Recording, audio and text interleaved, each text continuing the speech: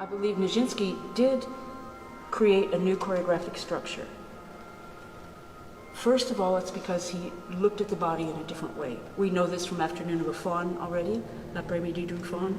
He already wasn't trying to be virtuosic. I mean, the Faun has one leap in the whole piece, and he has that very ritualistic, geometric frontal movement. But Nijinsky also understood that there is, in the history of ballet, a very hierarchical relationship between the dancers. And what is so remarkable about the Rite of Spring is that every person is so important. The core, it's a very democratic, it's the first really democratic ballet. Now in contemporary dance, you see it all the time, and we take it for granted.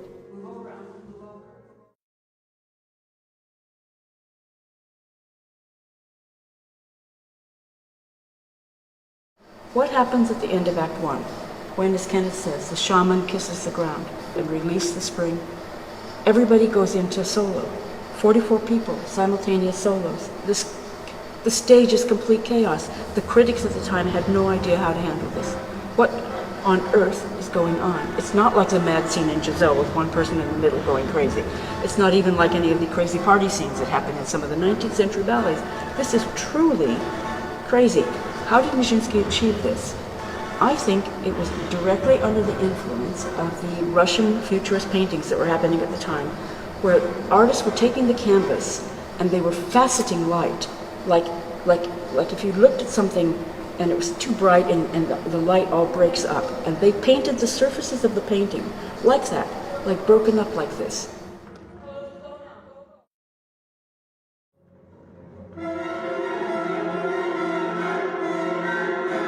I had Rombert's comments, I had Stravinsky's comments, I had everything the critics had told us. Plus, we had the great virtue of these drawings by this artist Valentin Gross, who did these little sketches, these little pencil sketches. Some of them are very, very detailed, and some of them are very rough. Some of them even were published with bits of music.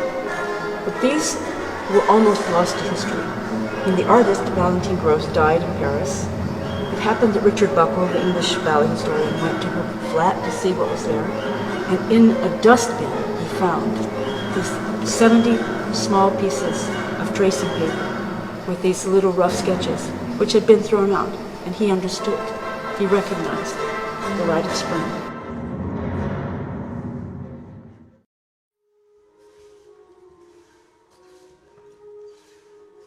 So Millicent found her way to Marie Rambert, who danced in the ballet, but she was Nijinsky's choreographic assistant. And she was the one who gave Millicent an insight into what had happened, but also she was the one who had a score. And she made choreographic notes on this score, but she couldn't find the score. She said, it's in my house somewhere, I have a copy of it. And she didn't find it while she was still alive. It was only after she died, her archivist found it in her bedroom cupboard underneath blankets. As soon as the archivist found it, she called us long distance from it and gave us the day, come right now. I know exactly, it was on the 14th of February, 1984. See what I found. Yes. Look what I found. It was very helpful to find the writings of the critics, particularly the critics who didn't like the piece. Yes. Because if they didn't like it, they said exactly why they didn't like it. And that was manifest. Because the old maxim, right? It's your enemies who make you strong. It's the enemies that tell you what you need to know. And they really did. So the critics that were anti the ballet would give you what you need to know. If I don't like it, I have to say, I don't like the fact that they're squeezed together like sardines. I don't like the fact that their elbows are glued to their ribs and so on. And they really did complain. I mean, they were quite insulted. Also the audience. There are wonderful memoirs of the audience. Because the ballet is a ritual, that was from Rurik, from the beginning, through Nijinsky and Stravinsky, they kept the ritual structure. So a lot of the time the dancers have their backs to the audience. If they're in a circle or they're in a square, they are not facing the public who have paid to see this. And the public is used to being addressed. The public is used to being important, and all of a sudden, the public's just watching between the legs of people that are blocking their vision. This is one of the reasons for the riot. And this is one of the reasons for the riot, because they said, I paid my subscription and I'm not going to stand and look at somebody's back. I paid to see them dance.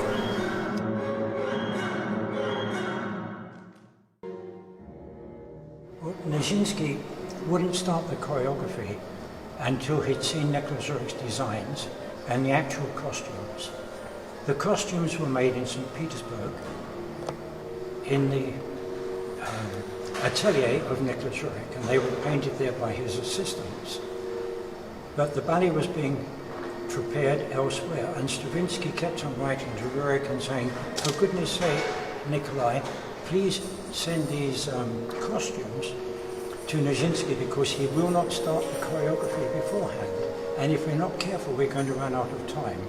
And then, so eventually they were sent, and the costumes and the designs were looked at by Nijinsky. And you could see what he did. He wanted to see the color groups, because he played the color groups against the green backdrop, just in the same way that the Forbes would have done their paintings. It was very artistic, the way that Nijinsky worked.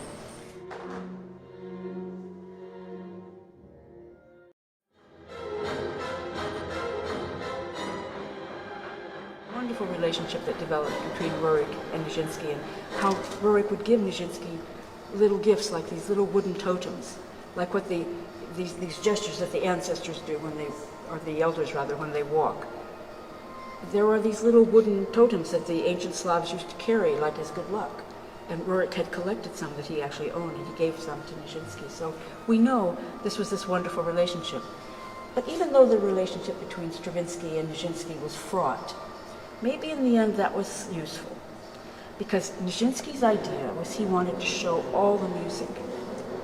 And at first Stravinsky really resisted this, and it was Rambert who convinced Stravinsky that Nijinsky had a good idea that would actually help people understand Stravinsky's music. Because as one French musicologist has written, Pierre Boulez actually, the conductor and musicologist, he says, it's a complete architecture. The Nijinsky choreography is a complete architecture of the score. And that's what Nijinsky was trying to do. So where you have 5/4 time, 3/4 time, 2/4 time, running simultaneously, instead of just doing fours through the music, Nijinsky does fives, does threes, does twos. Do you understand what I mean? Is that we see every story of the house simultaneously. We're looking in. So it's like you're looking at the page of music on the stage in front of you.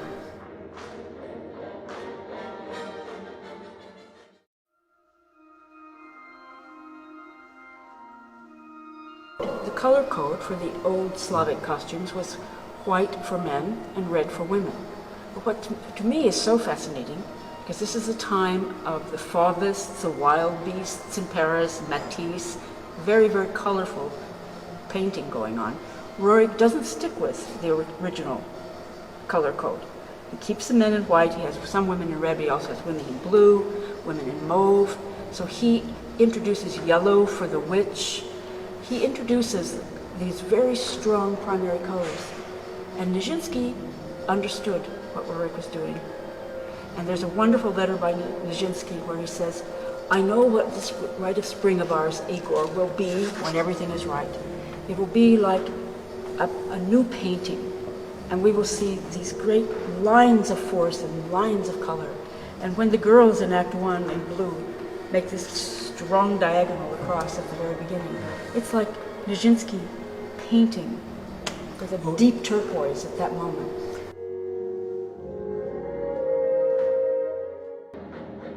We should say something about the scenario, Nicholas Roerch's scenario. It was, they prepared the ground, and the ancient Slavs, according to Roerch, carried out this ritual every year, where they prepared the ground and the young people danced together, and then they brought out this. First of all, it started with an old woman who taught the young men how to jump, and by jumping, they could tell their future, what would happen. And then you had the games of rival tribes, and the whole idea was to warm the earth and to prepare the earth. And then eventually the elders brought on the oldest and the wisest, who was the sage, and he would look at the sky and the stars, and at the exact moment he would kiss the ground. And when he kissed the ground, he would link the earth with the sky. The energies of the sun god Urillo would be sent down by Urillo, and it was up to the tribe to dance these energies out. And when they danced these energies out, the crops started growing. Now this would happen every year, but they would have to repay the sun god. So in the second act, the young virgin was chosen, and her job was to dance herself to death. She knew it. It was part of the ritual of the tribe. It was a great honor, a very serious one as well. And eventually, once she danced herself to death in this circle of elders, they lifted her body up, and her spirit went, and she became the bride of the sun god Urillo. So this scenario was Rurik's scenario, and it was based on what happened with the ancient Slavs.